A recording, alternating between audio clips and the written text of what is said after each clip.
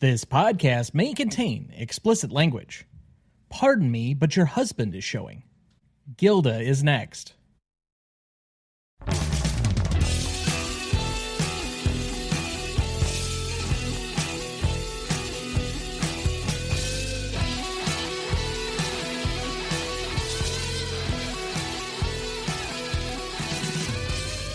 Welcome to the Greatest Movie of All Time podcast, the show that uses a unique grading style to redefine what the greatest movies are. I'm Tom Duncan. And I'm Dana Duncan. Are you sure? Positive. 62 years, yes, I'm pretty sure. Last time I looked in a mirror, too. Okay. I know it says that on a lot of certificates and various different things, but okay. Just making sure. You have access to my CV. That is true. Although it hasn't been updated in almost a year again, so, you know, there's a possibility. It was updated last October. I thought it was July, but whatever. Tonight, for our 309th episode, we discuss Gilda from 1946, celebrating its 80th anniversary, directed by Charles Vidor, written by Marion Parsonet and Ben Hecht, cinematography by Rudolph Mate, music by David Mendoza, editing by Edward Michael McDermott, starring Rita Hayworth as Gilda Munson. Or Munson? I hope I'm pronouncing the D in there. Whatever. Glenn Ford as Johnny Farrell, George McCready as Balin Munson, Joseph Calleja, again, I hope I'm getting that correct, Detective Mauricio Miguel Obregon, Stephen Garay as Uncle Pio, Joe Sawyer as Casey, Gerald Moore as Captain Delgado, Mark Roberts as Gabe Evans, Ludwig Donath as German. They didn't even give him his own name. Don Douglas as Thomas Langford, Lionel Royce also as German. Okay. And George J. Lewis as Huerta. Background for the movie: Gilda was released on April 25th, 1946. On a reported budget of $2 million, Gilda would gross $3.75 million in rentals and finish as the number 20 film for 1946 in North America. At the time, the film was mostly panned by critics, but it has undergone a critical reclaiming in the modern era and become a cult classic. Rita Hayworth's performance in this film was a primary inspiration for the iconic animated character Jessica Rabbit in Who Framed Roger Rabbit from 1988. Specifically, Hayworth's appearance, the song Put the Blame on Mame, and her hourglass figure influenced Jessica's design, hair, and stage presence. Hayworth later came to resent the film and its effects on her image. Hayworth once said with some bitterness, "Men go to bed with Gilda, but wake up with me." This quote was referenced by Anna Scott, the fictional actress played by Julia Roberts in the film Notting Hill. In 2013, the film was selected for preservation in the United States National Film Registry. It currently holds a 90% among critics on Rotten Tomatoes and a 3.8 out of 5 on Letterboxd. So, of course, we cannot do this by ourselves, so we bring in our returning celebrity guest, an award-winning author and podcaster. And now joining the illustrious Five Timers Club, it's the Scribe of Scream's Queen. Please welcome back VP Morris. Thank you. I'm happy to be back and to join the very exclusive Five Timers Club. And I also can't wait to talk about this because, as you guys know, I mentioned this film like 3 years ago on one of our first or second recording, so I'm glad that you actually did put it on the list, and here we are. I try to live up to my promises at any turn and event.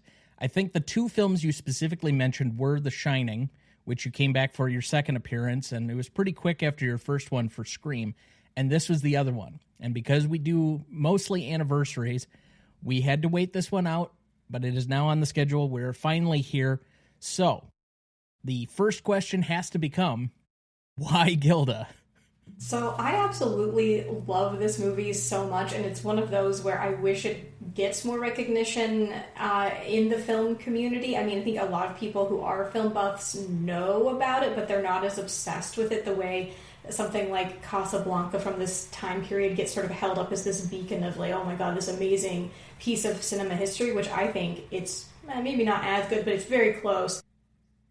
And so I just stumbled upon it watching Turner Classic Movies when I was in high school, and I just absolutely was mesmerized by how captivating Rita is in this performance. She feels so alive, and the camera absolutely loves her. Anytime she's on screen, it's like she's glowing, even though everything is in black and white. You can just tell she just sort of like pulls people in. And I like the very dark subtext that's going on, and I like that they hate each other and we don't know why. Like, I really enjoy that it doesn't actually ever get into their backstory, but I think it makes that a little better because everyone has a person in their life, romantic or otherwise, that they just like don't like, and you can kind of put that on their relationship, and you can understand why they're so kind of like passionately hating each other at times, because if it was just explained away, then we could kind of, I think, separate ourselves from it a little more. So I just absolutely loved this. I also love noir in general, and I think this is one of the better noir films that came out in this time. And I like that it's not as crime focused the way most noirs do have. Like, it's more about a murder or getting away with something, where the two main characters are not directly involved with crime. Now, you put it completely on my radar because I had really never heard of this film before you even brought it up a few years back. Dad, did you have any relationship to this film prior to, I guess, this week? I had two pieces of relationship to this movie. One, I was familiar with it and kind of knew Rita Hayworth. And two, and this is what I do when I'm talking about this film and people are unsure of it, the scene in Shawshank Redemption where Rita Hayworth comes up on the screen and he tells Red, that's what I want. I want a poster of Rita Hayworth.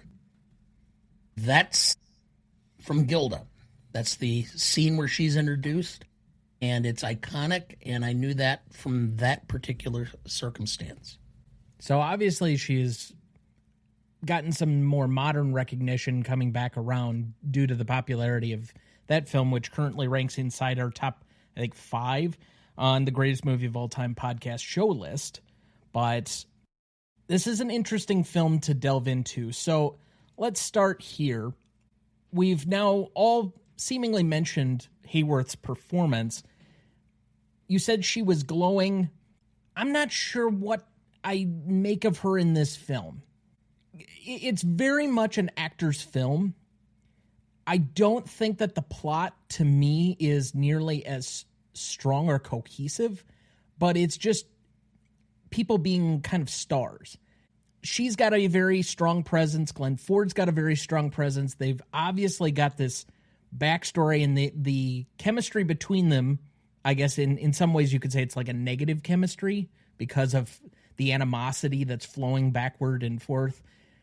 But what exactly about this performance has become the stuff of legend? Because, frankly, this movie probably is the only thing I would say is probably keeping her somewhat relevant 60, 70, 80 years later.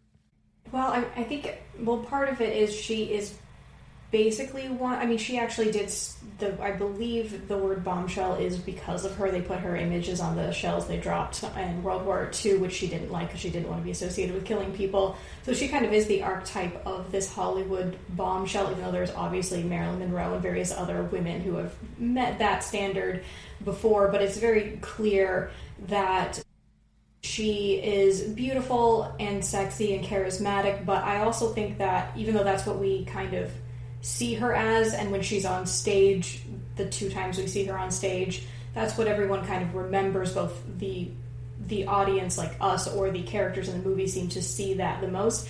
But I think she does a good job of being angry, depressed, and manipulative. Like the first scene of when she realizes that Johnny is working for Bellin, she is being so manipulative and like emotionally, she's basically emotionally blackmailing him, and the way she's just able to throw in very subtle digs, and that the audience knows already that there's something between them without without anyone having to explain, oh, they used to love each other, and oh, like, there's a lot of modern movies tend to do that with like exposition dialogue, and there's no need, because just the way she says her lines, you get that already. Dad, not having really seen this film before, what did you think of the two lead performances? Well, I thought Hayworth's performance was wonderful. Glenn Ford was good, and I always liked Glenn Ford, but I don't think it's really Glenn Ford's best performance. I thought he's done a lot of other films that have been better, but he was solid in it.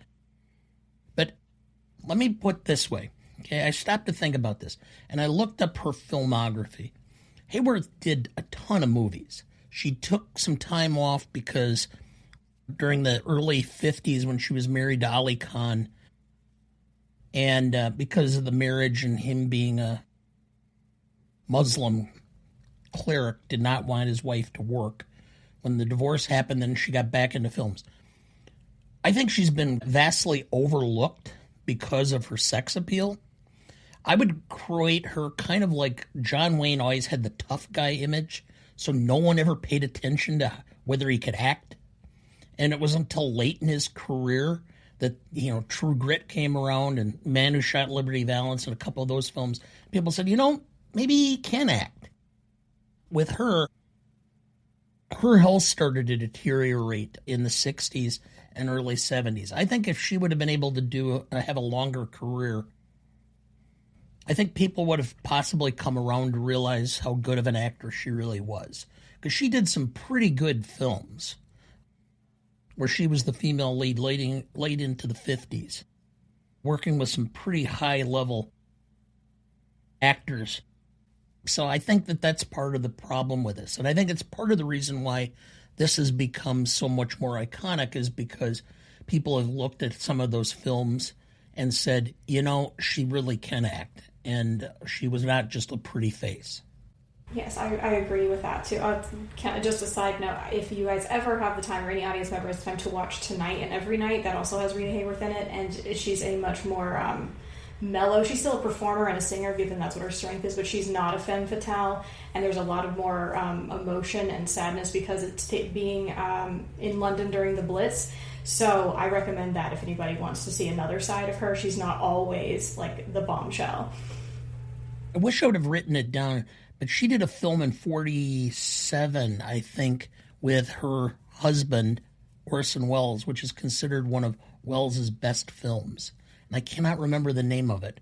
But she had to dye her hair blonde, and Harry Cohn was absolutely apoplectic because he created this image of her as the auburn, bombshell. And she had to have a bob cut and blonde, and so she didn't look like herself. And again, the level of acting was considered fabulous in that film, but wasn't really popular. So that does take us to an interesting thought about her character in this movie. You brought up the term femme fatale, which I think most people would probably say this is an example of that. But the way that she vacillates between various different power dynamics within the film, I think you could say that there are many different ways in which she could be represented. She could be the femme fatale. She could be a victim of the men in her life, specifically towards the end where Glenn Ford's character, Johnny, gets the upper hand on her for quite a while. Or is there some kind of like additional label or character that you would put on her here? Well, I feel like she's a femme fatale, like into the second degree, or maybe a femme fatale by circumstance, not by her own original motivation, because as far as I can tell, she doesn't marry Balin to get back at Johnny. It seems like this is supposed to be like a star-crossed, fated encounter. So as far as I can tell, she's moved on with her life and is sort of looking for a rich, stable man to kind of provide the life that it seems like Johnny was unable to provide for her. And she is not going out of her way to seek him out. Where there are other noir films like Double Indemnity where the femme fatale character, that is her motive. Like from the get, she wants to destroy her husband or this man in question or both, and that's been her drive from the very beginning. it seems like only when that fated encounter of realizing that Balin is his boss that she realizes, oh, I can kind of get emotional payback for whatever wrong he did to us in our original relationship. So in that way, she is making a choice to kind of go after him, but it's not her number one motivation. I think her number one motivation is she does want to be loved by like a stable partner, but is kind of choosing revenge more than that. And also I do think she is a victim to the fact that, like, obviously at this time marriage was much more oppressive. You couldn't just get out of it the way, no fault divorce was not a thing, and it seems like Argentina has much more stricter laws from what they discuss, given that it's a more Catholic country. So by that, yes, I'd say she's a victim, but I think she's kind of this weird combination of both, like a femme fatale, but not entirely of her own choice. She has a certain quality of being vulnerable, but yet aggressive and, I don't know what the word would be, domineering at the same time. But then you look at her life. I don't know how far off she was playing. She got into show business because her father made her his dance partner. He controlled her looks, how she behaved, what she did on the stage. She left her father to marry Edward Judson, who became her first manager, and then got her signed up. She ended up with Harry Cohn, who ran Columbia Pictures, who was a dictator, who controlled every aspect of her, changed her hair color, told her how long her hair could be, dictated what film she was going to be in, completely controlled her. Their relationship was so hostile, she sued him multiple times. She refused to go on sets that he put her in at times. He's fined her, suspended her. She leaves him, goes to Orson Welles, who she considered and said was the love of her life, but who was a complete control freak and dominated her to the point where she was almost suicidal by the time of her divorce. She then marries Ali Khan, who was a high-ranking member of the Muslim faith, leaves him to go to Dick Himes, who was another control freak, a singer in the 50s, and then ends up finally with James Hill. None of her marriages lasted more than 4 years, and then by the time she was in the early 60s, she gave up and just stopped getting married and stopped really kind of associating with men. And she kind of had a quiet period of her life for the last 20 years. So she surrounded herself with a bunch of men who were quite literally assholes. And I think it had an effect on her, and it probably made her performances much more raw because she could draw from the experience of some of these guys that she was now hanging around with and who tried to completely control her whole life.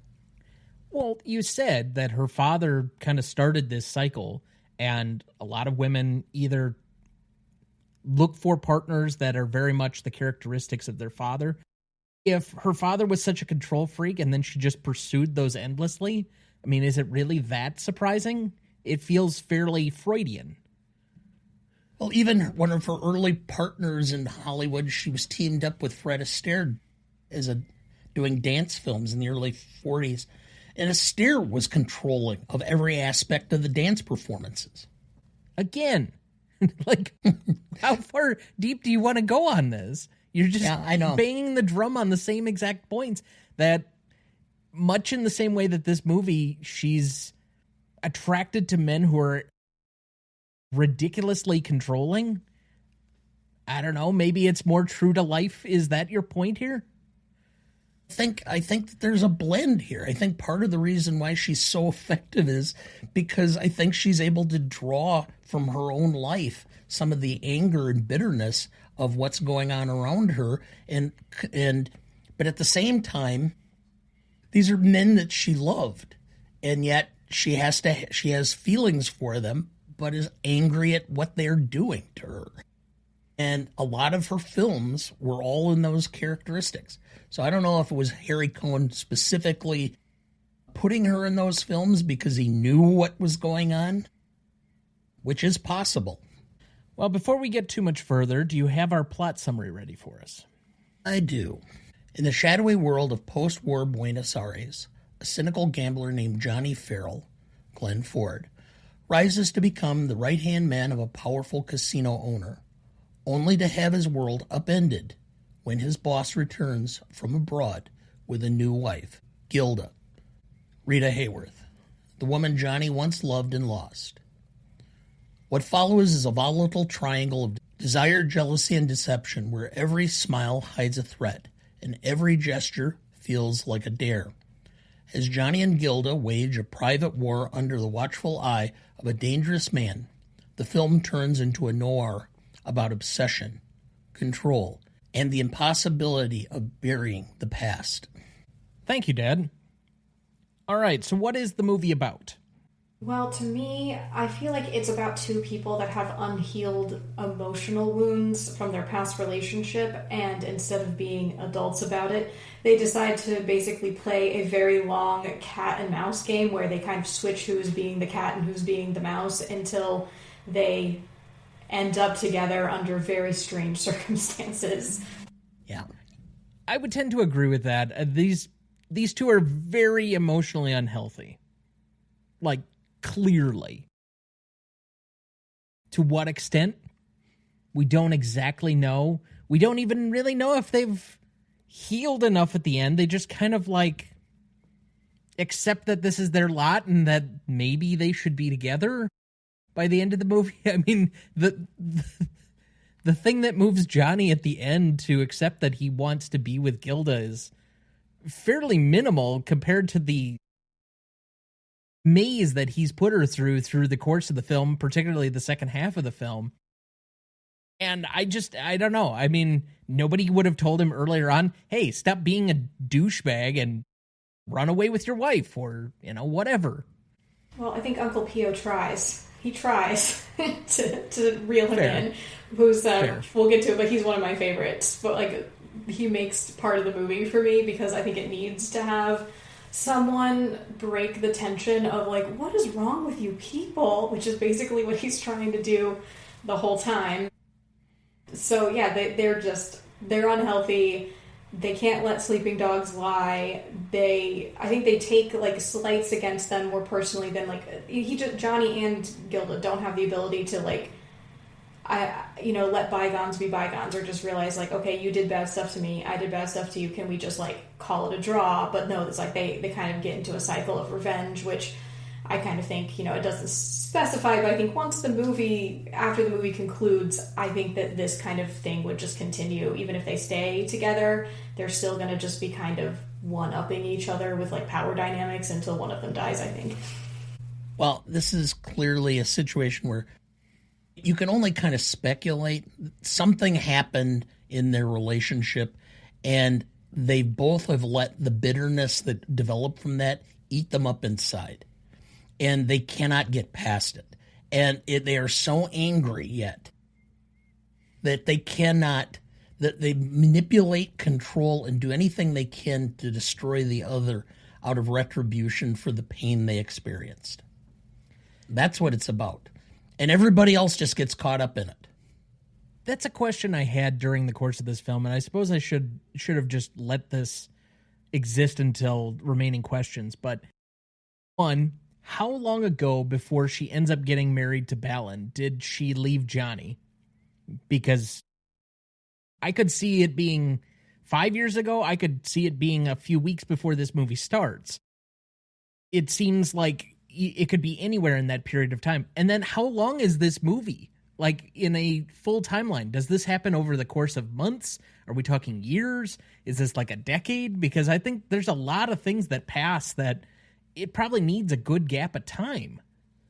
Well, you have the war to kind of give you a guideline, because the war is going on and the war ends. And the war ends not far into the fact that Johnny is now the right-hand man of Balin.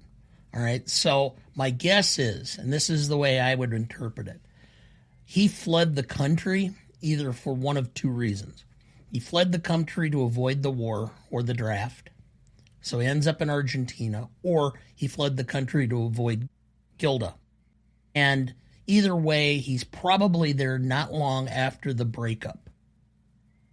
Maybe the breakup happened because he didn't want to go into the war. Who knows? It doesn't really matter. But I think he was a down on his luck gambler who ends up in Buenos Aires looking for ways to make a living as a gambler down there when he hooks up with Belen. And then I would assume that given the circumstances, we're talking maybe 2-3 years before the war ends or within that time frame. And then within a very fast period between the time the war ends and the end of the film, I'd say within 12 to 18 months. Because otherwise the Germans wouldn't be there trying to get back their patents. That makes sense. So my theory about what happened before is I think that he is like, a professional con man, because clearly he's using loaded dice. So I think he has probably multiple tricks up his sleeve, and that the way he made his living was these types of sort of illegal doings. And he probably met Gilda because she's a professional dancer at some sort of, nightclub where she's performing. And my theory is based on some of the innuendo in the film is that if you recall, there's a moment where Belen asks, did you teach Gilda to swim? Which I think is like an innuendo for sex. So I think that Gilda might have decided to sleep with him or even live with him before getting married, which was more of a bigger taboo at the time. And I think he was tomcatting around on her, and she then kind of decided to either like leave without a warning, which is like a big, insult to his ego, or maybe she started like flirting with other men in front of him, even if she may not be sleeping with them, just to get at him, because clearly he kind of has like a prideful problem. And I think he might be running not just from the draft, but maybe he did something and he's trying to evade the law. Like he's good, the word's gotten out that he is a dirty gambler, that he's going to pull strings on people, and he should be, he's doing con jobs on people and he needs to get out of the country. So also he could have been in other countries before Argentina. It's not really specified. He could have been in Mexico. Like it's not just like United States, Argentina from what I gather. And then I think about your timeline is correct of like a year or two from like start of war to end of war working with Belen, and then the end, or like the marriage to the end of the film is like probably a year and a half, give or take. So she has enough time to kind of pull all of these like cheating stunts, because she kind of burns through men really quickly, and it almost looks like she's meeting a new guy every night, which I mean for Rita Hayworth maybe she could because she's that gorgeous, but I don't think it's literally every night. I think we're probably seeing like gaps, like a few weeks at a time. There's another man, a few weeks there's another man that she's trying to, get Johnny jealous over. Well, I guess part of it is that even after Belen dies, I feel like there's a longer period of time after that before he comes back. And that's got to be, at least in my mind, it felt like a longer period of time, at least like a year. Because she would have had to have gone, or at least be for a few weeks, not going down to meet Johnny, and then finally she gets over her pride and goes after him, and then she's kind of back and forth under his control or whatnot for a while, and then leaves, and then it takes some time, and then comes back. So, I don't know. They never really allude exactly to the timeline of this. It was a curiosity of mine. Did you know?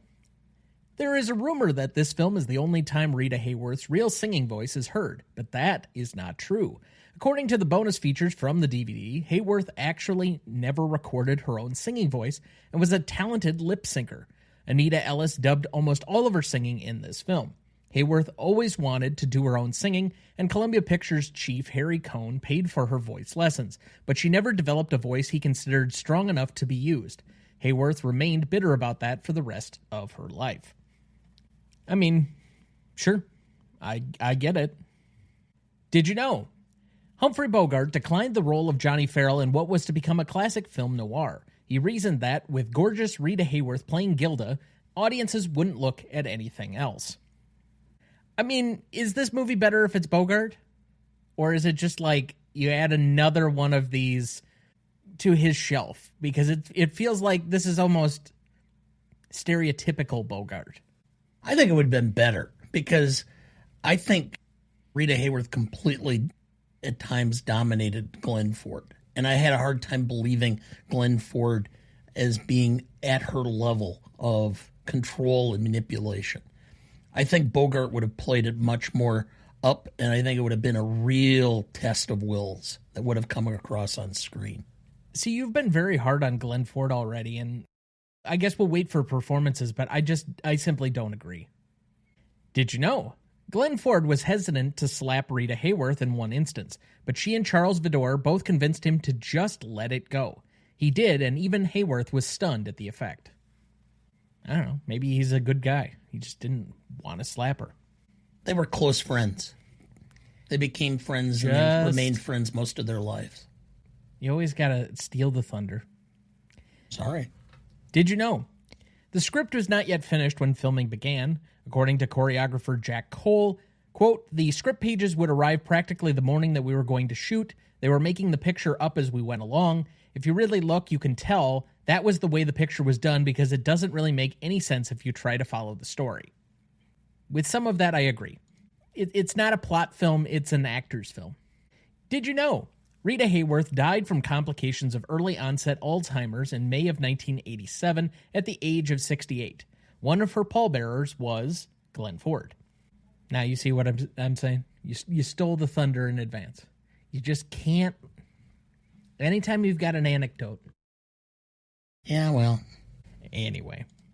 Finally, did you know? Harry Cohn was worried about bad publicity affecting Rita Hayworth's box office pull. Her marriage to Orson Welles was a constant worry for him.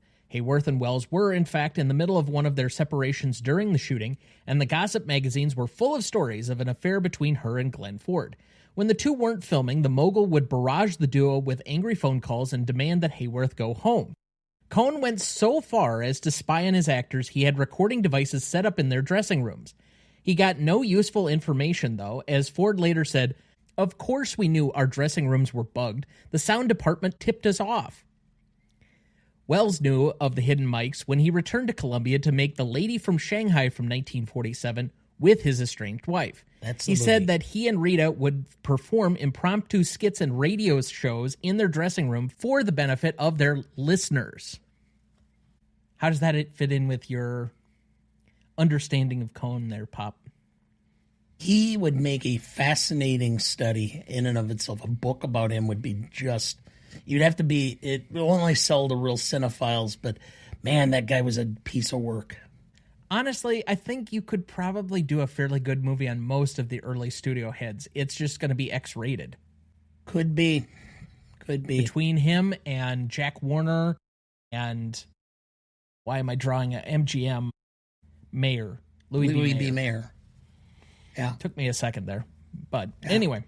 Well, and you still would have a chance to interview somebody close because the actor Bob Balaban, his uncle was the head of Paramount. So that looks like a good spot for our first break. We'll be right back.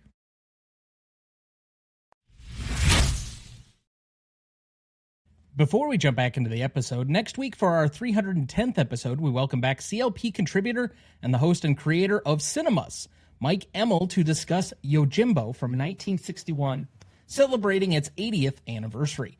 Written and directed by Akira Kurosawa with Ryuzo Kikushima and Hideo Aguni, cinematography by Kazuo Miyagawa, music by Masuro Sato, editing by Kurosawa, starring Toshiro Mifune, Tatsuya Nakadai, Yoko Tsukasa, and Isuzu Yamada. You won't want to miss that one, so watch ahead of the show by searching the Real Good app to find where it's streaming for you. That's REELGOOD. If nothing else, tune in so that you can see all of my pronunciation butchering next week. Take a class in Japanese so you can pronounce them better. Okay. You got extra time. Yes, there's that oodles and boodles of additional time now as I go into finals. I'm just staying off the class message boards because I can't deal with everyone freaking out about the property final. It's best that way. I know. The cacophony of law school interns or classmates is ridiculous. And I don't even really need to score that highly because I did fine on the midterm. So, whatever. Anyway, Let's check in with our guest, VP. What's going on with you? Where can people find you, and what have you been working on? So I still have 3 books available on Amazon, Shadowcast, Dead Ringer, and The Devil We Used to Know, so you can just go and check them out. I'm in the process of writing another book, but it's not going to be out for a while, so I don't have anything new to promote right this minute. Okay, so we'll have to bring you on for your book tour then. Yes. Okay, sounds good. Any other shows or audiobooks or anything of that nature coming out? No, not right now. I still am trying to get an audiobook for my most recent one going, but some audio files got corrupted, so I had to put it on the back burner. So hopefully in the next few months I'll be able to resurrect that project and get the audiobook out. But as of right now, I just have my 3. The first 2 are audiobooks, but getting the third one out has been a bit delayed. Okay. Well, we can look forward to having that hopefully whenever you're next on with us. Yes. Not currently scheduled for the rest of the year, but I'm sure we'll have you back at some point here in the near future to work on your 6th episode. But you shall enjoy your hat soon, and hopefully you'll be able to wear it with us the next time, so then you can join the hat club. Although it's not a yellow hat, so you can't join that ranks this week. But Technically, mine's gold. Okay. I mean, it looks the exact same shade mine does, but whatever. Moving on, we left off at best performances. Dad, who did you have down? I had Rita Hayworth. And in a twist shocking no one, I also have Rita Hayworth. So I have her as my best secondary and most charismatic, but I do not have her as my best performance. Ooh. So I will let both of you just expound on why you had her as the best first. Well, I mean, she basically does make the movie. The movie doesn't exist without her. I mean, sure, there could have been another actress to pull it off, but it's just so very much in Rita's DNA to be Gilda, to the point that, as you'll eventually mention, that people just conflated them in real life all the time.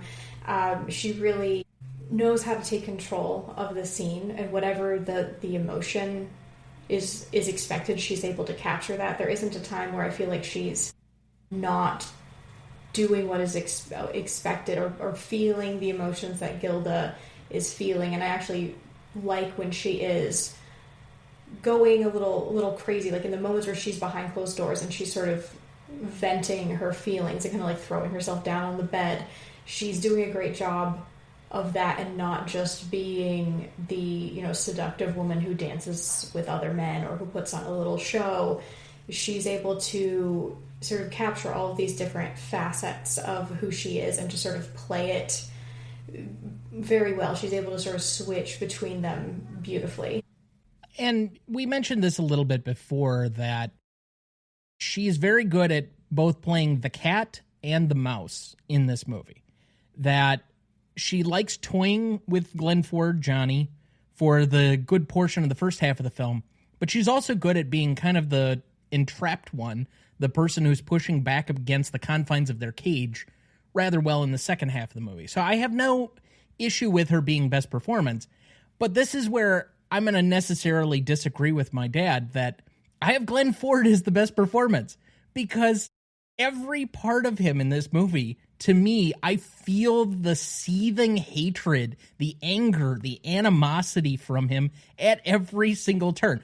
It is so palpable that it begs the question, how do you get to hating someone so much? Like, did she chop off one of his testicles? I mean, that's about the equivalent here. Well, that heals. You can't regrow a testicle, Dad. It heals, though. I mean, this is emotion. I mean, something happened big time that she apparently, I don't know if it's a cuckold situation. It that would feels that probably way. be one of the things that would set the guy off, especially a 1946 man. Well, and to VP's earlier point, that he's a guy who's very much controlling and got this significant ego, for him to be made to look weak, or that she's with somebody else. I don't know if he could ever stomach that. Yeah. But either way, I mean, Ford's performance here I find to be enriching, engaging, and this is very much, it's a two-handed, I guess, with McCready being the third wheel, more or less. And I don't think McCready does a poor job either, but it's a very much a two-handed movie between those two, and if either of them is bad, or even just mediocre, I don't think the thing works, which is why I have them for all three of my performance nominations here. But the reason I have Hayworth is that she's the emotional, I don't know, server. Everything comes off of her, or her behavior, or her reaction. So I think she is the central thing, and everything kind of tentacles out from her. But I have McCready as my secondary performance. And the reason I have it is talking about a guy who spends the entire film being borderline creepy. Oh my God. I mean, you just know there's something more there, and you're just waiting for the creepiness to come out. And it ultimately does, but still. It's that tone of voice, the way he just delivers certain lines and he's kind of got this almost snake-like face that he feels like the serpent in the garden just trying to tempt you to do things. And I don't know if they did that makeup on purpose, but between the white hair slicked back and his general pallor, he just looked almost like he was like a voice coming from out of nowhere, because there was almost nothing he could do as far as facial expression. It was just, everything was monotone about his looks and his presentation, but it was delivered in such a way that you just kind of went, VP, who did you have as your secondary? So I had Glenn Ford for my secondary. So I think he does a very good job, but I don't think he's the absolute best. Like, I think Rita is the star. There's actually, there was a trend a while ago of reimagining old movies with modern movie posters, and the person had Glenn Ford sort of looking into the distance, and then above his head in neon lights is Gilda, and it's kind of like her presence is like overshadowing him, and like it's very clear he's looking at her performing, and I just felt like that's the dynamic. Rita's number one, and he's sort of under her and like reacting to her, and maybe someone like Bogart might have been a slightly better pick for intensity, but I like that Glenn Ford is about like 15-ish years younger than Humphrey, so I feel like he has that sort of inexperienced or like younger man sort of impulsivity, where Bogart at that age would probably be like 40-something, may not be as willing to sort of fall under the spell of some, weird old guy with a knife cane who just tells him what to do. That feels very like a 20-something-year-old guy who's down on his luck just like took the first job he could get.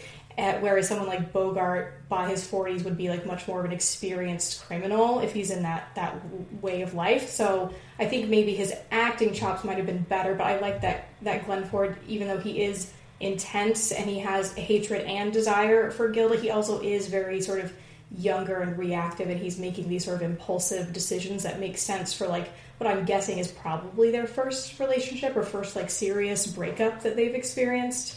So I think he does a good job. It may not be the absolute best performance in all of noir history, but it's still pretty good.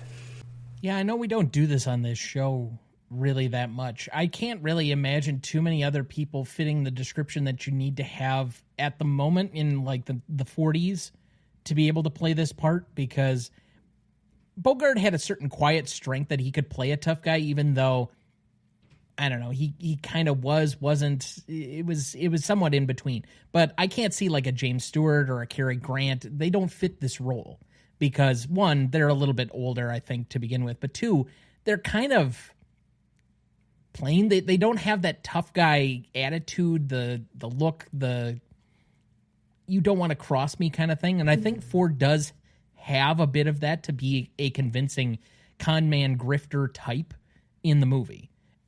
I just don't know if you were to do like a modern remake, who would exactly fit the archetype of that right now, because I can't think of anybody that's immediately going to come to mind that if you got a true starlet, let's say like a Sydney Sweeney type, where they're the it looks girl of the moment kind of thing, who you would get to play opposite her. I guess because they've already been in a movie together, the immediate one that comes to mind, and I know this is a little bit controversial since he hasn't made as many good movies lately, but Glenn Powell. But I don't know. It's a tough casting. Maybe. I would actually pick Margaret Qualley for Gilda. Oh, sure. Because okay. she is a professional dancer, and I think she is a better actress than Sydney. Not that I think Sydney's getting a lot more hate than is deserved, but I don't think she's like the most talented actress in the entire world. She's not horrible, but she's not like, she's not a Meryl Streep. All right, let's all just be honest. But I think Margaret Qualley could actually, and has like similar acting chops, and could pull off this sort of like. And she has in other roles between like seductive to being sad and depressed and angry. She's done all of those things where other roles tend to get or other women have gotten more pigeonholed, I think. Glenn Ford part could be played, and I'm drawing a blank as to his name, Frankenstein. Jacob Elordi. Yeah. Yeah, that's kind of who I thought too. Because he is, I didn't see Wuthering Heights because I think it's a crime against humanity what was done to it. But, sorry, they're not wearing pleather. I'm sorry, my Kathy and Heathcliffs are not wearing pleather. But he is able to be like handsome and charismatic and also threatening. So I think that would be a good one. I'm not sure who would be a good Balin, who's like a bit older. Maybe Clooney if he decided to get back into it. I'm trying to think. I can't think of his name now, but the guy who played Han Solo in the, prequel Solo film, Alden Ehrenreich, I actually think would pull off it because he can play it a little bit younger yet, even though, he was in Weapons last year and he was playing a little bit older. But the one drawback that I would have to Qualley is, has anybody really heard her sing? Yeah, but Rita's not singing. So she doesn't have to sing. Fair. I just wonder if, because of the singing part, it goes to somebody that's like one of those ex-child Disney star types, like a Zendaya. I have a beef with Zendaya. I don't particularly care for. I don't think she's as talented as people say she is, and I just don't think. She's very beautiful, but I don't think she has like bombshell energy.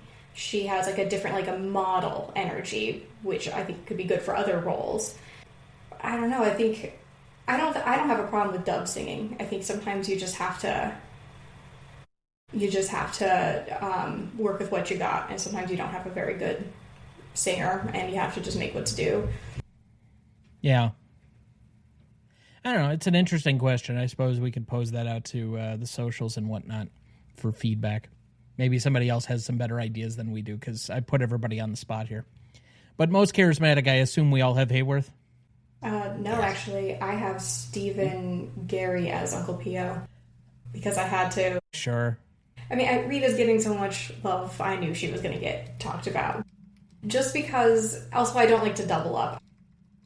Because he is obviously comic relief, but sometimes comic relief can be like stupid or annoying, especially at this time in history where they're kind of almost like court gestures. But his comic relief is really good because he's also making really cutting remarks about human nature and about their relationship that Johnny in particular like doesn't want to hear, but he needs to hear it. And I like that he's always calling him the peasant, and I enjoy when he's trying to give the Germans pig masks for Carnival. It's just, I think he has a really good presence, and that even though there's very powerful actors on screen, I'm paying attention to him when he's making his little quips. Do you have any idea, and I guess I must have missed this, why he keeps calling him peasant? So I think the thing is that he sees people for what they are. So at the beginning, which I have under the quotes, that gorgeous woman walks by and Johnny wolf whistles and goes, "Who is that?" And he goes, "A harpy." And then Johnny says, "Well, what do you characterize me as?" And he goes, "A peasant." And it's because I think Johnny never lives in his own power, not to sound too like hippy-dippy crunchy about this, but he is easily sort of like tossed between two powers, a Balin or a Gilda. He doesn't sort of live in his own sort of strength, and it doesn't have to be financial strength, that he's sort of like always doing the bidding of another person. And so even though like technically Johnny at this point is probably making more money than Uncle Pio, who's like a janitor / bathroom attendant, Johnny's not in possession of himself. So I think he's kind of like, even after Balin dies, he's still doing like the bidding of a dead rich man. He's like not even doing his own life. So I think that's the point he's trying to make. Okay. I was just curious because I didn't know if they had actually explained it in any one time, and so I was trying to think about it, and it's not the most descriptive name or one that you like have certain characteristics immediately like associated with, but all right. Let's move to best scene then. I have 5 nominees here, and I assume that both of you will have some additional ones to nominate, but I have Meeting Gilda, so the first scene that's fairly iconic with her in the hair flip. Then I have Munson Walks In, which fast forward to basically about 2/3 of the way through the movie where they finally recognize, hey, we have attraction for each other again, and he walks in on them before he commits suicide. Then I have Gilda on the Run, which is when she leaves to go to, is it like Paraguay or something? I don't remember. Anyway, then Put the Blame on Mame. So the obvious seminal performance where she's with the band in the club. And then I have finally the final scene where Munson returns. Now, I assume that each of you will have some additional ones to nominate here.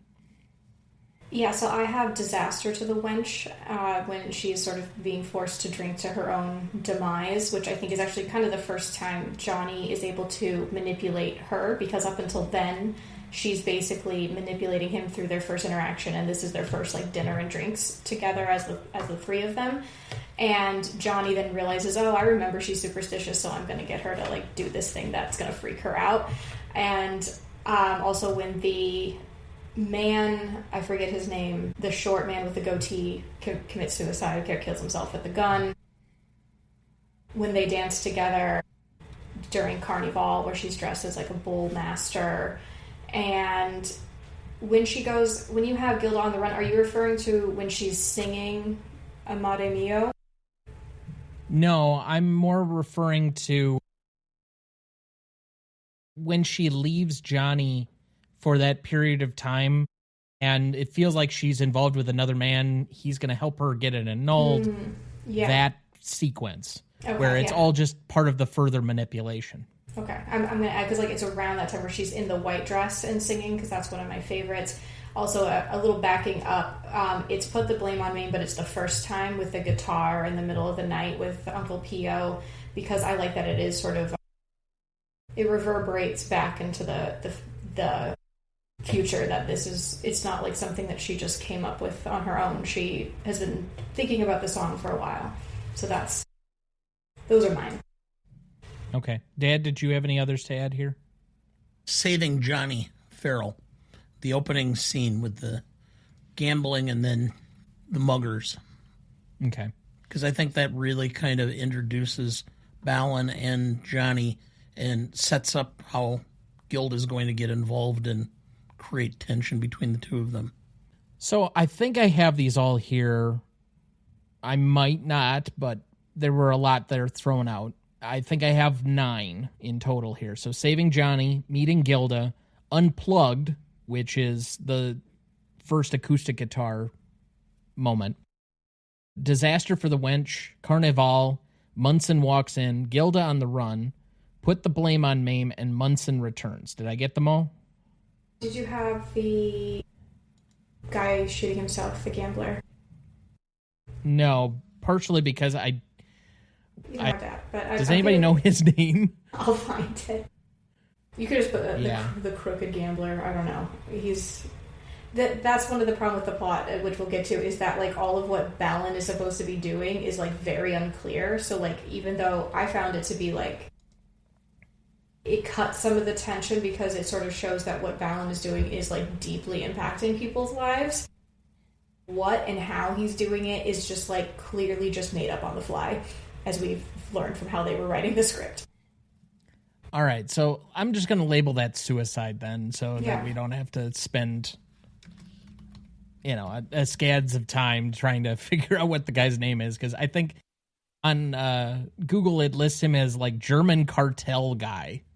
Okay. But anyway. So out of these, what is the best scene? It's the black dress, put the blame on Mame version. I feel like it has to be, because that's the lasting legacy of this movie. I thought long and hard about doing that one, and I figured one of you would end up having it, so I went with something else, and that's just Gilda on the run, because they do kind of pull the wool over your eyes thinking that she can get out from under Johnny's control, only for it to just be further manipulation. And I just like kind of the setup for that, because it's one of the few times where it feels like there's like a more creative plot actually going on, that they're using multiple scenes to set something up. But that's just me. I'm meeting Gilda. It's such an iconic scene with her, and it becomes a point where she's now the focus of the film and remains the focus of the film to me, and just kind of sets everything up. So that's where I think the power dynamics of the film change. And that's why I have it ultimately as my favorite scene, because you do start to see some of that palpable emotion between them, and it kind of takes off from there. Until she's there, the film feels like it's floundering a little. Like you're kind of understanding where things are going, but is Johnny really that interesting by himself, or does he need some sort of foil to make this entire plot somewhat more interesting? And it takes her, 15 minutes to get into the film? I think there's a good chunk of time before she's even involved. What was your favorite scene?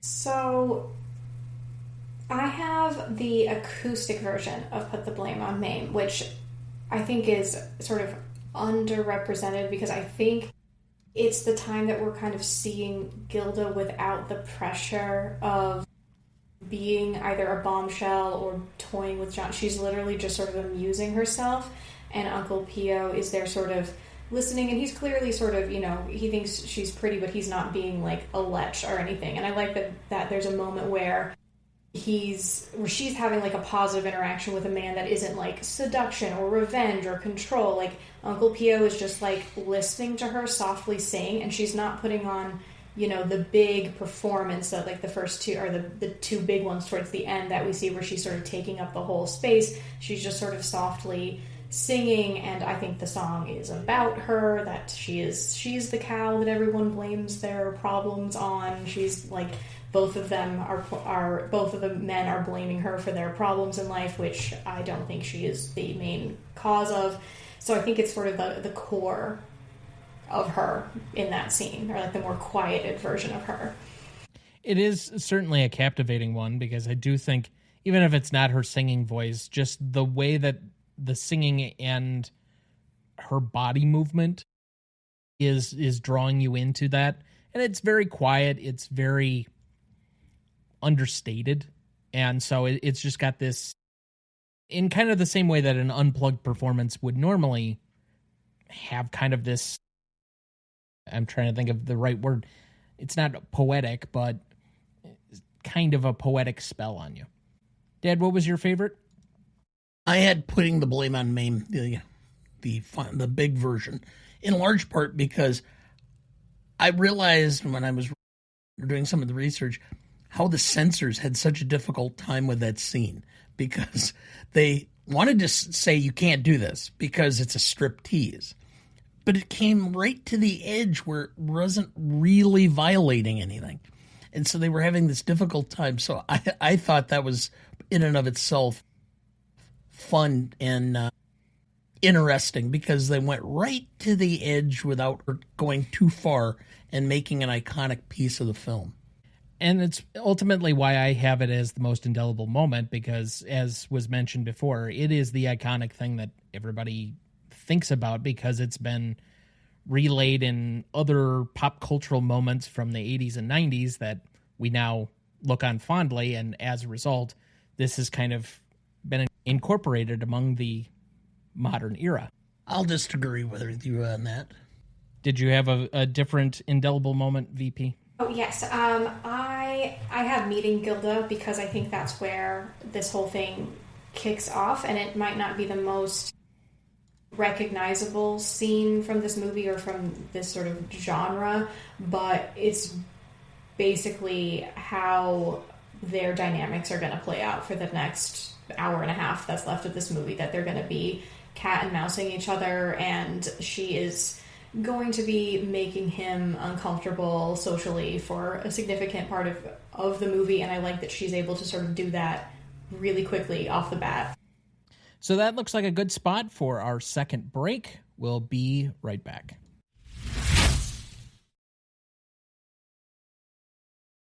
Before we jump back into the episode, and before we get to the Stanley Rubric in a minute, if you're ever curious about our Master Greatest Movies of All Time list that has every graded movie we've ever discussed on the show, there's a link in the episode description of every episode of this show, or you can go to RonnieDuncanStudios.com and find it as the top entry in the Greatest Movie of All Time podcast show page. That has the grades we've done so far for all 277 movies we've graded, and we continue to add more each week. Make sure to check that out as we go and follow along. So, let's jump into best funniest lines then. I will take the first one up here. Gilda. Hate is a very exciting emotion, haven't you noticed? Very exciting. I hate you too, Johnny. I hate you so much, I think I'm going to die from it. Balin, it talks when I wish to talk. It's silent when I wish it to be silent. Johnny Farrell. Statistics show that there are more women in the world than anything else, except insects. Gilda. I hate you so much that I would destroy myself to take you down with me. Johnny, who is she? Uncle Pio, a harpy. Johnny, and how would you classify me? Uncle Pio, a peasant. Johnny Farrell. You're a lucky man. Bellin. I make my own luck. Johnny Farrell. Pardon me, but your husband is showing. Johnny, you would think a bell would have rung. I would have had some warning, some instinct, but I walked right into it. Gilda. I can never get a zipper to close. Maybe that stands for something. What do you think? Gilda again. They said that being married to Johnny Farrell was like driving a car with no brakes. Balin, Gilda, are you decent? Gilda, me? Sure, I'm decent. Johnny Farrell. I thought we agreed that women and gambling don't mix. Balin Mudson. My wife does not come under the category of woman, Johnny. My last one, Johnny Farrell. You have no idea how faithful and obedient I can be for a nice salary. Johnny, does it bother you at all that you're married, Gilda? All I want to know is, does it bother you? And I'm out. I have one more, but the problem is I can't remember which one of Gilda's lovers it is because she has so many of them. The one towards the end. For a long time, I've taken husbands in small doses. I've developed immunity to them. All right. So let's move to the Stanley Rubric. Legacy is up first. This is a measure of the legacy of the film approximately 5 years after it came out to today. So roughly 1951 to today. What is the legacy of this film as shared between two equal yet separate groups, the industry and the audience, 5 and 5 points apiece for a total of 10.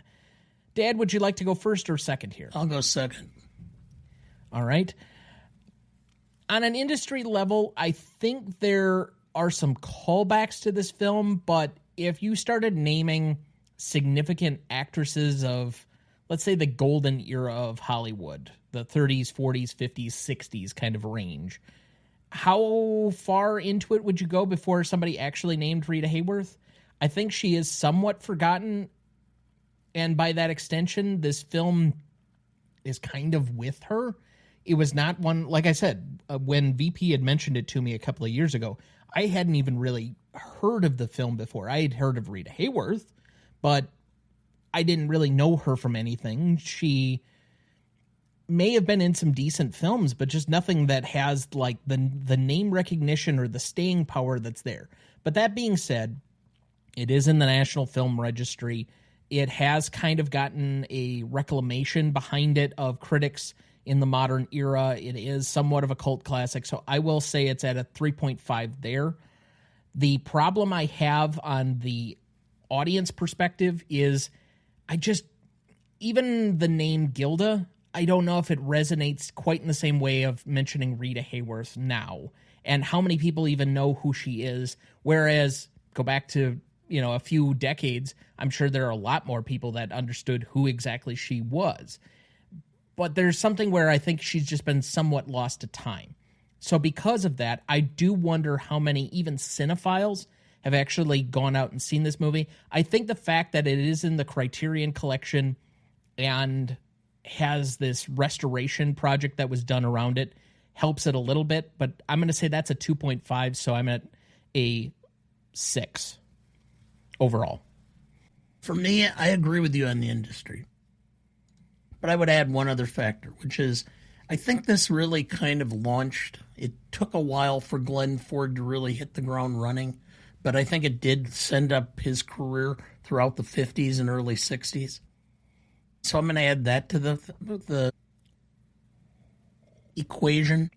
The public, again, I'll tell you, the number of times I'd mentioned Gilda and said, I'm not familiar with that. And I go, remember the scene in Shawshank Redemption? And they'll go, oh, yeah. I mean, that's the reference point everybody has. And I don't think that there are that many cinephiles who really are familiar with it. Now, I agree that the rise of the popularity has been done in large part because a lot of very famous actresses have really championed its rise. And I think it's because it speaks to them. So I'm also going to agree with your 2.5 for the public because I think when I stopped to think about it, I originally had a 2, but I'm going to go with your 2.5 on that as well for a 6. Okay. So 2 6s on the board.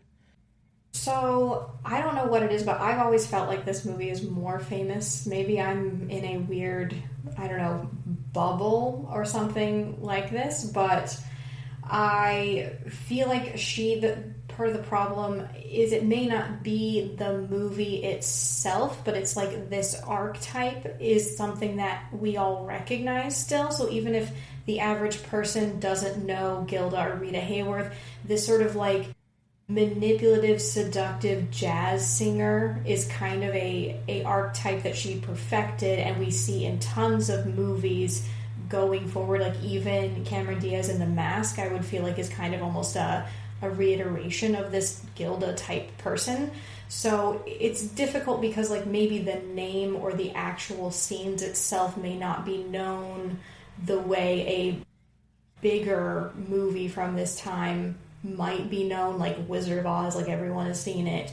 But it's hard to sort of quantify the archetype of this sort of like noir femme fatale that's also is the dancer or the performer or the seductive one, because there's kind of a femme fatale that's sort of the mastermind archetype of the crime that's sort of a bit different. So for legacy, I gave it a 4 just because of the for industry, just because that archetype kind of, it's like a stamp. It just kind of kept getting repeated throughout time, and that we kind of see it and know about it, and like the word bombshell is because of her, but it may not be from that movie. But it's also, I don't know, maybe I've just met more people who know this movie better. I have no idea. It's like maybe there's just sort of different chunks of cinema nerds that know it and don't know it. For audience, I'm going to give it a 2.5 because it isn't a household name. It isn't as easily, identified, where I feel like the average person knows who Marilyn Monroe is, but they may not know who Rita Hayworth is. So I think that's where I'm going to land on that. Okay. So that is a 6.17 average between the three of us. Let's move to impact and significance. This is a measure of pretty much the same thing as legacy, except it's for the initial 5 years, so 1946 to 1951. What is the impact and significance among those same two groups, the industry and the audience? 5 and 5 points apiece for a total of 10. Dad, would you like to lead here? Yes. The industry at the time did not care for this that much. I have a tendency, because I'm a subscriber to the New Yorker, to look back at the New Yorker a lot and see what the thing. Their critic thought it was just run-of-the-mill, didn't think much of it. The New York Times critic didn't like it very much. And it didn't do, it struggled. So, but again, I do think that it kind of built, at least some momentum in Rita Hayworth's career, and I think it started Glenn Ford's career. I'm going to go with a 2.5 for the industry because of that. And the public, it was the 20th film, I believe, is what I thought domestically. That's not huge. It would have thought that Rita Hayworth at that time would have drawn a bigger crowd than that. Post-World War II, she was the was either between her and Betty Grable as the number one pinup poster for soldiers in World War II. I would have thought there would have been bigger than that. So the best I can do on that in the public is a 2.5 simply because it's 20th.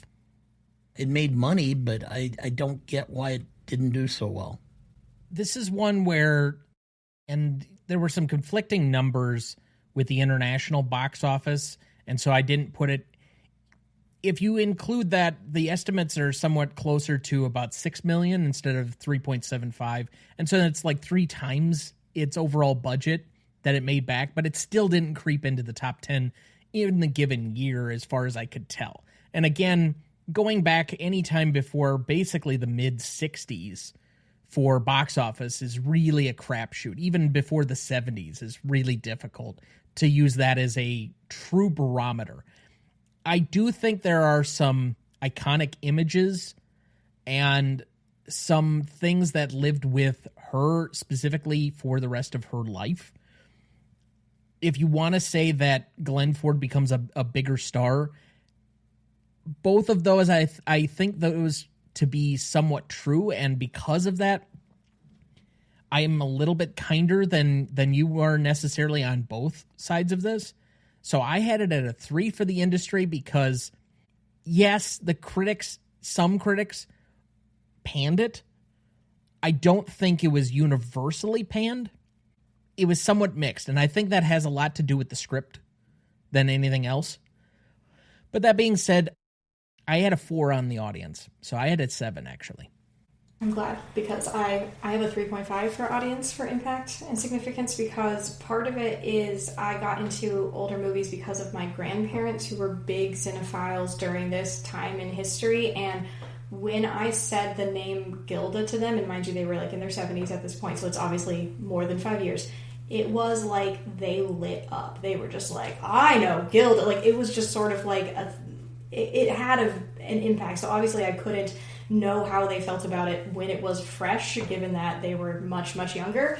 But the fact that it had been like 50-something years since they had seen it by the time I had saw it, and they just like lit up with this like excitement of, oh, I remember this, and I remember the black dress, and I remember the posters, and like, you know, that she was like the biggest deal of like the pinup thing. So even if the movie wasn't like the biggest deal at the box office, her, I guess, stage presence was sort of felt around at that time. So I think that if it was really not that impactful to that audience, that the people who were in their 20s or teens at this time would have forgotten about it. Just like, you know, if you saw some movie in like 2005 that was meh, and you're in your later years, you're not going to be like, oh, wait, did I actually see Meet the Fockers too? I don't. Like, you're not going to light up about it. So I think that's why I put 3.5. Because, like, sure,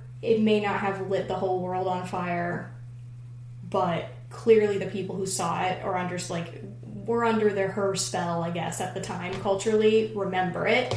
And then I just have a 3 for industry, because I feel like, yeah, it wasn't hated, but it wasn't loved, and it did set off. I mean, it's now her most famous role. We have the whole quote about her, you know, they went to bed with Gilda. So, and also Glenn Ford had, you know, I think a very prominent career, and this movie helped. I feel like he probably would have still had a really good career without it, because he just worked so much. He has like almost like 100 movies on his IMDb.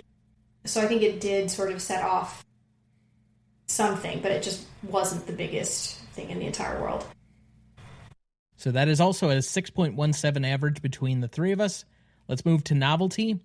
This is a measure of the originality of anything having to do with the film. Usually it's about the plot or the subject material or maybe the way in which it's made, but it could be about other things as well. And then the execution on anything in the movie. 5 and 5 points apiece for a total of 10. I guess I'll lead off here. This is where I'm going to claim some level of ignorance. This is a tough spot to be in because to lead off and basically say, for an originality standpoint, I don't know if there's all that much that's original about this movie.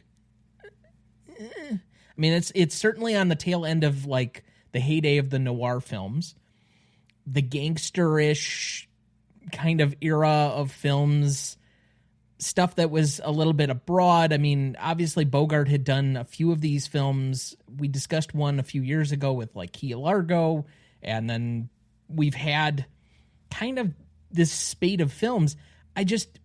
Is there anything particular that you would put out and say, yes, this is like the unicorn quality, that other than Rita Hayworth and the iconography surrounding her specifically, I just don't know what to put there. So maybe I'm wrong. I'm willing to move this after the fact, but for right now I have a 1, and I feel bad about it, but that's what I got. As far as an execution, the script doesn't work really that well. I think we've kind of come to that understanding. I don't think there's anything particularly wrong with the cinematography, but it's not like a wow type of thing.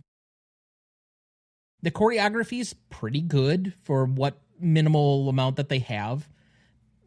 Really, what saves the movie is the acting.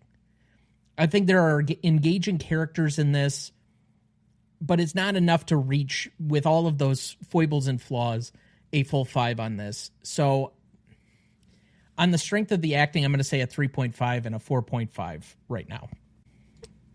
For me, for the first category, I'm going to go with 4 because I'm judging it within the noir category. So the problem is, if you judge it as a movie against all other movies, then it doesn't stand out that much because it's also very hard in general. I mean, there's nothing new in this world, as we know.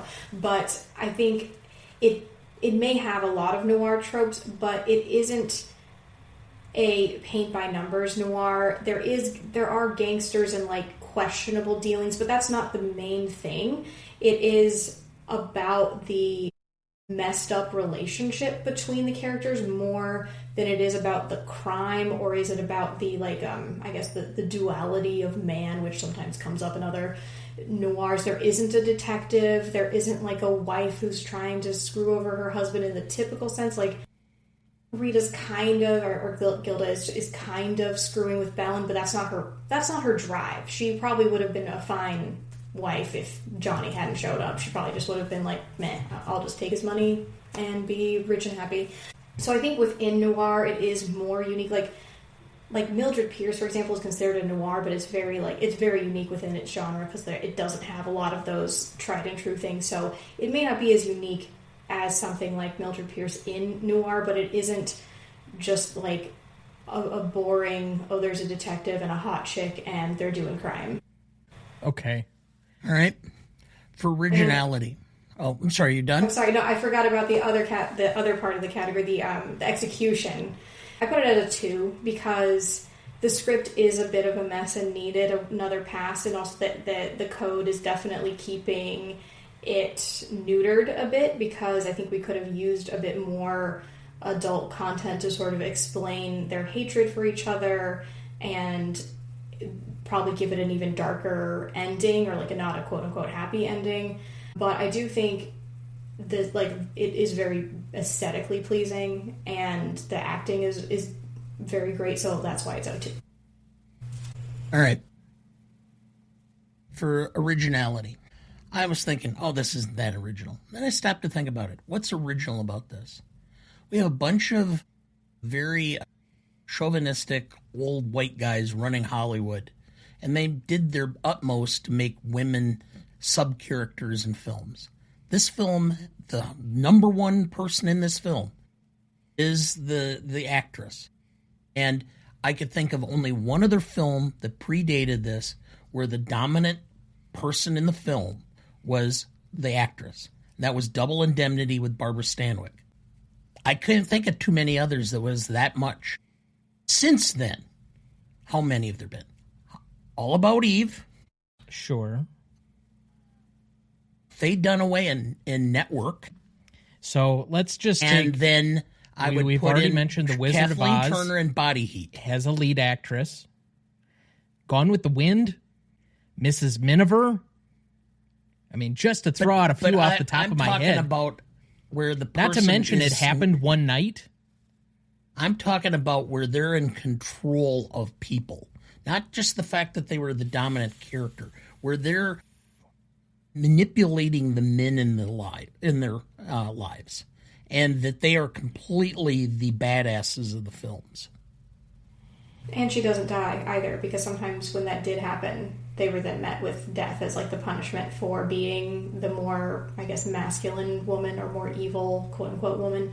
So yeah, I actually kind of agree. I mean, I think there are other strong women in film, obviously, but I do, but again, like bringing back noir. Noir does have a tendency to be a bit chauvinistic, and having her A, survive, and B, not be seen as like this horrible like wench who is just out to kill men is good. Like she actually gets a relatively sympathetic portrayal because we see the emotional turmoil she's in, being under the thumb of both Balin and then Johnny.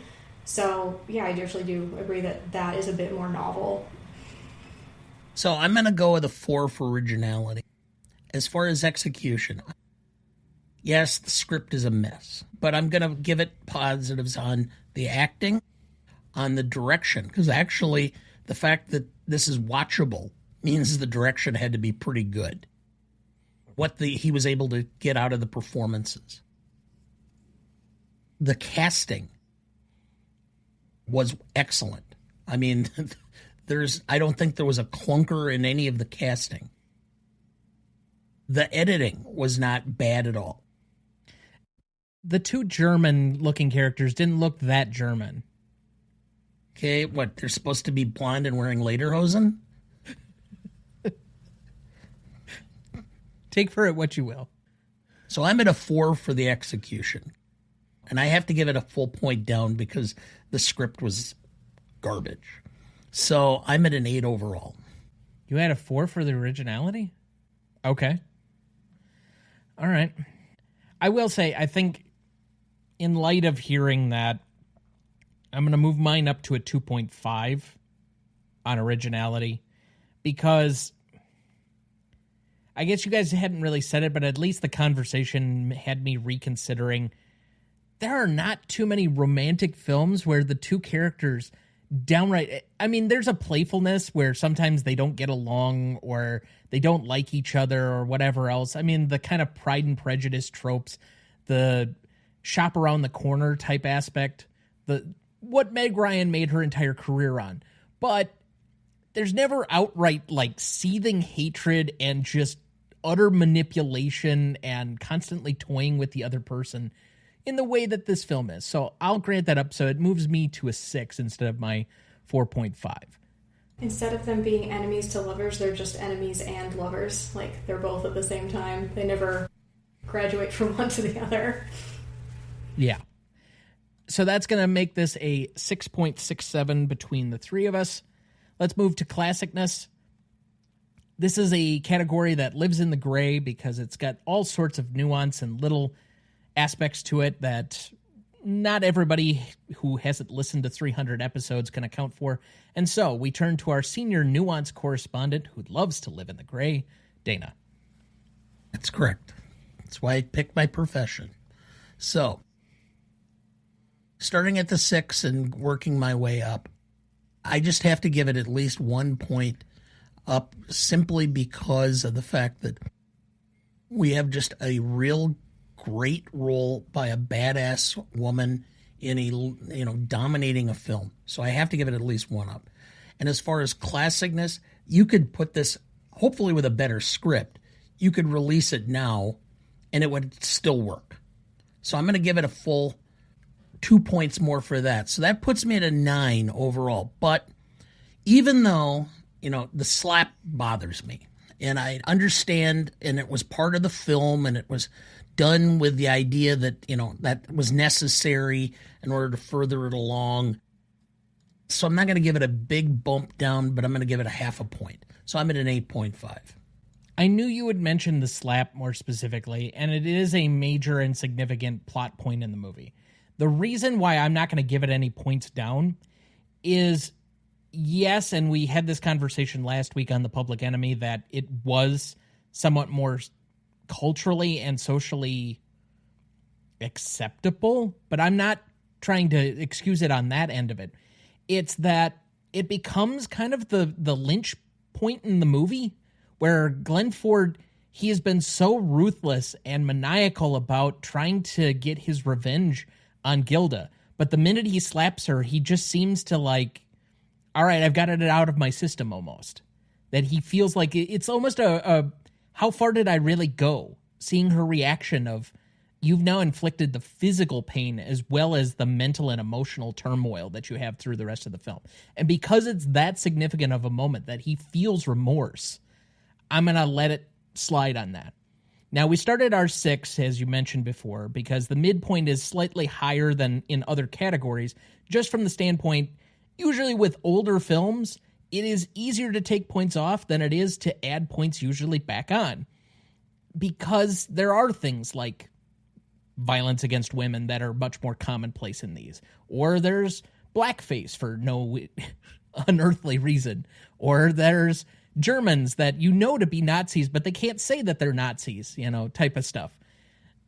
I don't have any particular points to take down on this. I think there's nothing about the film, with the exception of maybe the slap, that I feel like really is problematic. Being in black and white, it helps paper over a few things as well. But even that said, there is some level of diversity in the cast, which is unusual for the time in which it was said, because they actually had to get Spanish-speaking actors somewhat to be in Argentina. So even with that, I think there's a +1 for timelessness. I gave it another point for iconography, so I'm at an 8. I'm going to go with 9. I feel like there's a reason why it is being preserved by all of these film guilds, why people who are actors do seem to have a reverence for it. And yes, there's obviously some misogyny, not just the slap, but like gambling and women don't mix, and just like a few other inclinations that like women aren't as smart or as like rational to control themselves, which Johnny's kind of acting rational the entire time, which is ironic, but I do think it's pretty, like, it still holds up pretty well. There isn't any like blatant racism or mockery.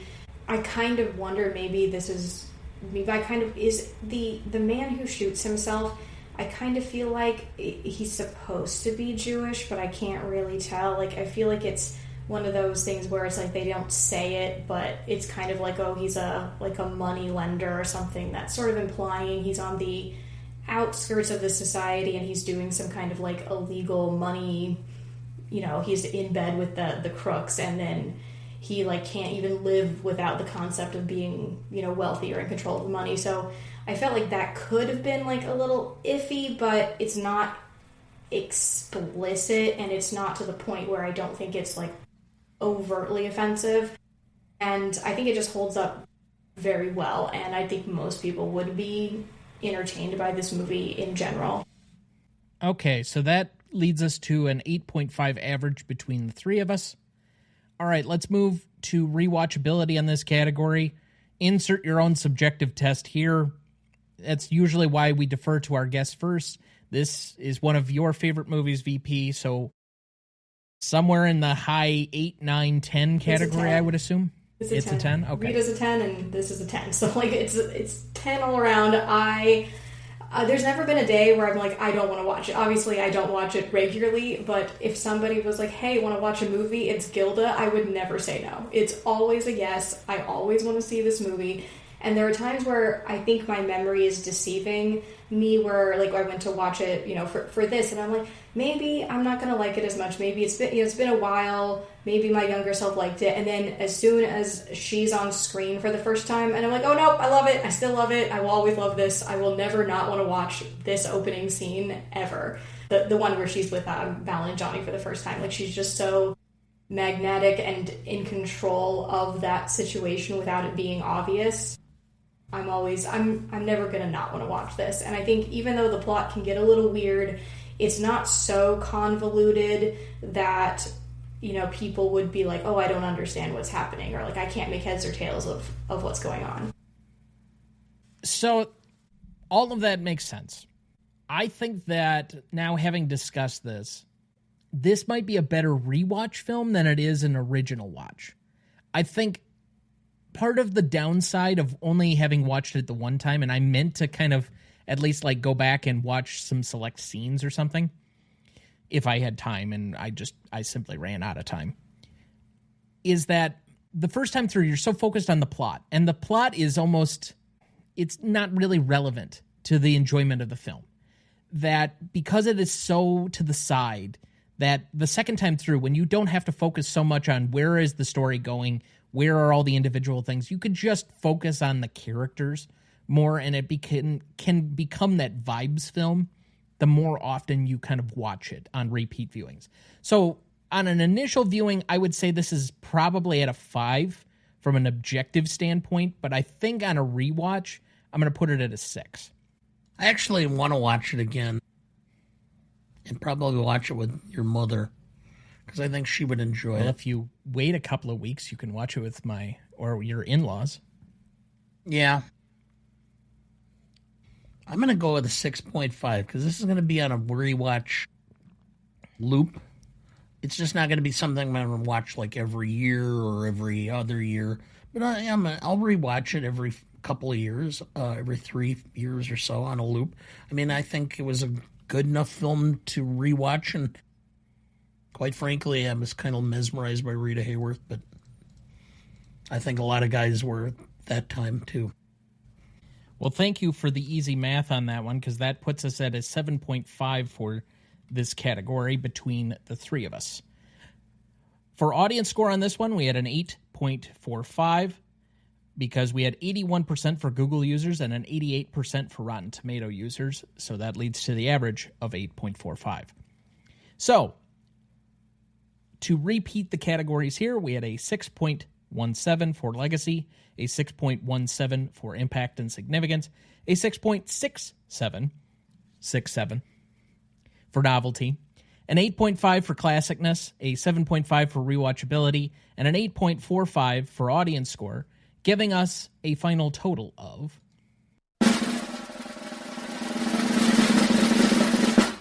43.46, and currently placing it on our list between My Fair Lady and Ocean's 13 for 196th on the list out of 277, 78, somewhere in that range. So, not in the middle quite, but it's not near the bottom, which only a few select films can get near the bottom. But, all right. Interesting bedfellows nonetheless, because I will say this movie places 2 slots higher than American Psycho. Oh, interesting. I thought it would be the other way around. Just saying. But as usual, if you have any commentary for us, good, bad, or otherwise, you can certainly write us at any of our socials at Gmode Podcast. You can find us on our email, greatestaltimemoviepodcast@gmail.com, or you can find us at our website, ronnieduncanstudios.com/Gmote Podcast. Let's move to some quick remaining questions. Frankly, we already answered most of mine, like a modern recast. We already talked about the timeline of the movie. We kind of talked about theories as to why these two hate each other. So does anybody have any other remaining questions? So mine is kind of, it might seem a little left field, but I didn't really pick up on it until I did this rewatch, and then I went online, and there are other film nerds who feel this way. Apparently, there is like a homoerotic tension between Balin and Johnny, and I felt that way. Not on the earlier watch. I've seen this multiple times, and maybe it's just because I was so hyper-focused on Gilda that I wasn't really paying too much attention to how Balin and Johnny were reacting. But at first, Johnny's almost jealous of Gilda for Balin's attention. Like, at first, he's almost like three's a crowd, meaning she's like getting in the way of his relationship with Balin, because, before the toast to the wench, she's talking about how, just a few weeks ago we toasted to the three of us, you, me, and your friend, and now we're toasting to her. So it almost feels like when your best friend brings another friend over to your house, and you're like, oh, who's this? I didn't ask for this. I wanted just my friend.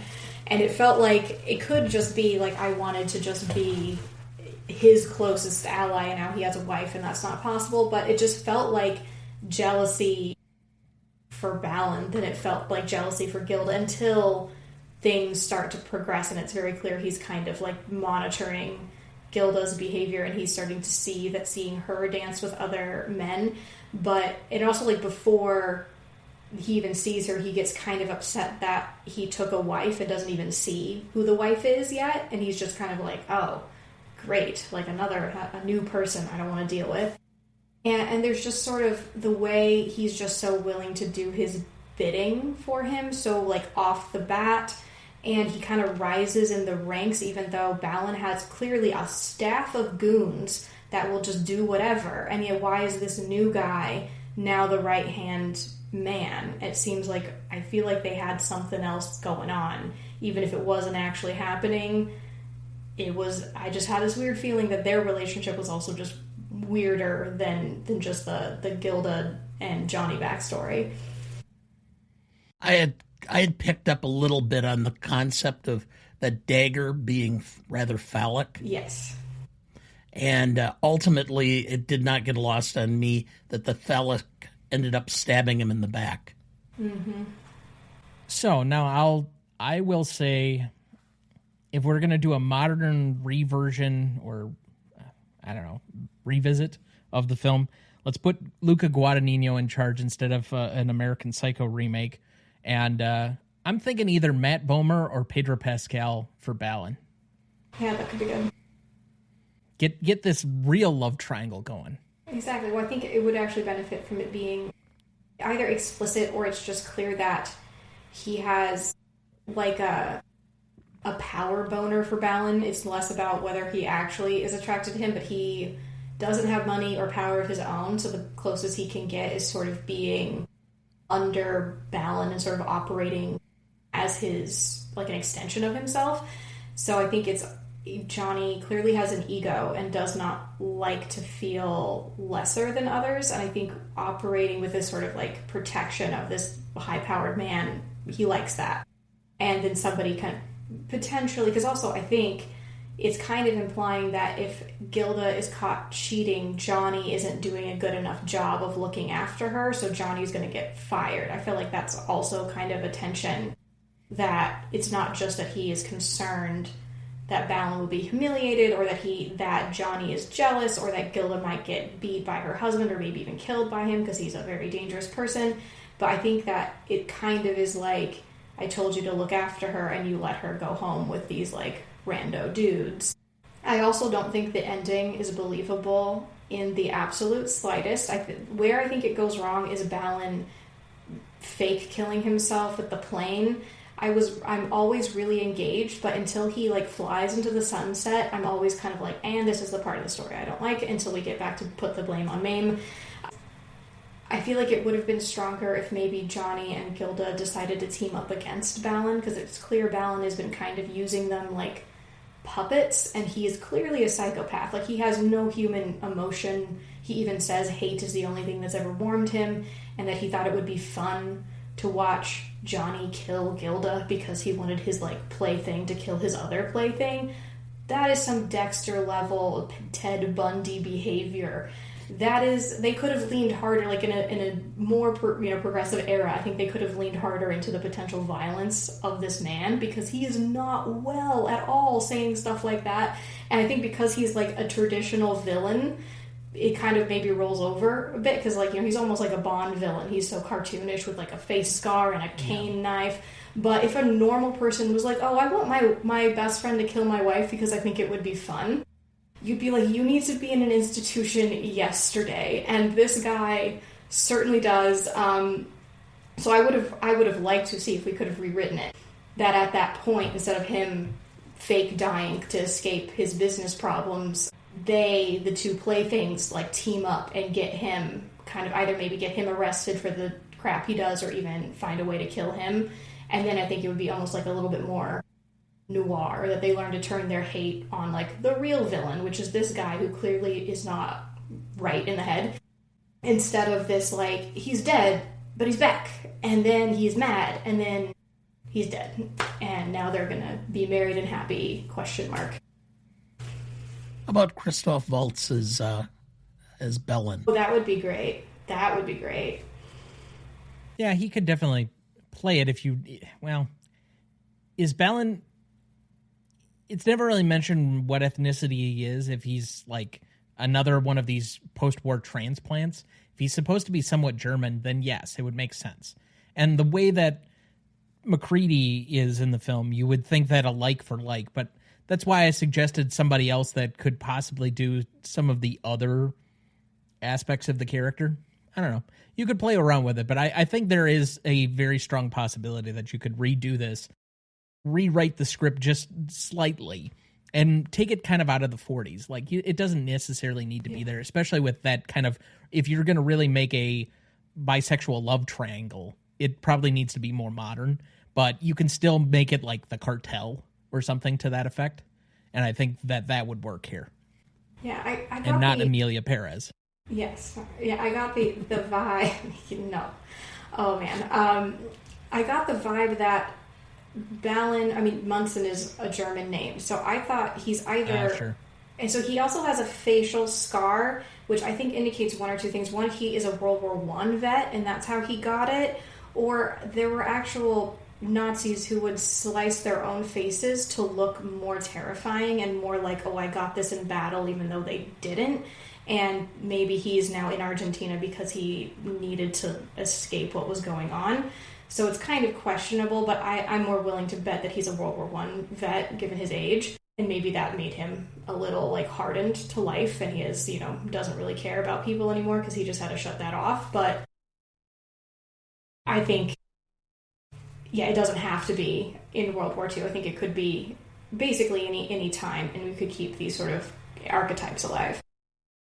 And Danny Trejo as Uncle Pio.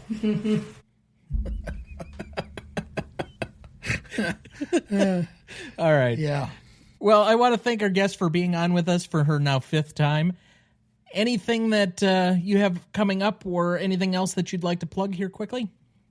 No, you can follow me at TWriteRepeat on Instagram and X, though I'm not always that active on X. I have 3 books out, Shadowcast, Deadringer, and The Devil Used to Know, all on Amazon. I'm working on another, but I do not have any idea when I will get that done.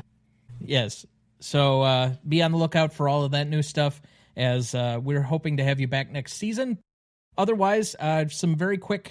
Well, actually, let's just skip remaining thoughts for the week, Dad. I don't really have anything to say, and I think we have some hard outs, so that'll do it for us this week. Thank you for listening. I do wish we could chat longer, but I'm having an old friend for dinner. Next week, for our 310th episode, we welcome back CLP contributor and the host and creator of Cinemas, Mike Emmel, to discuss Yojimbo from 1961, celebrating its 65th anniversary. Written and directed by Akira Kurosawa with Ryuzo Kikushima and Hideo Oguni. Cinematography by Kazuo Miyagawa. Music by Masuro Sato. Editing by Akira Kurosawa. Starring Toshiro Mifune, Tatsuya Nakadai, Yoko Tsukasa, and Isuzu Yamada.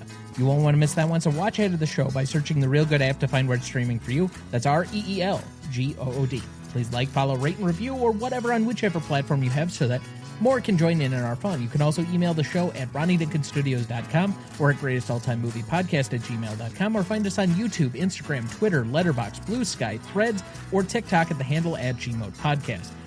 The Greatest Movie of All Time is a production of Ronnie Duncan Studios. Our show is mixed, edited, and written by Thomas Duncan. Our music is thanks to Purple Planet Music. Our distributor is Captivate FM. Our technical provider is Riverside FM.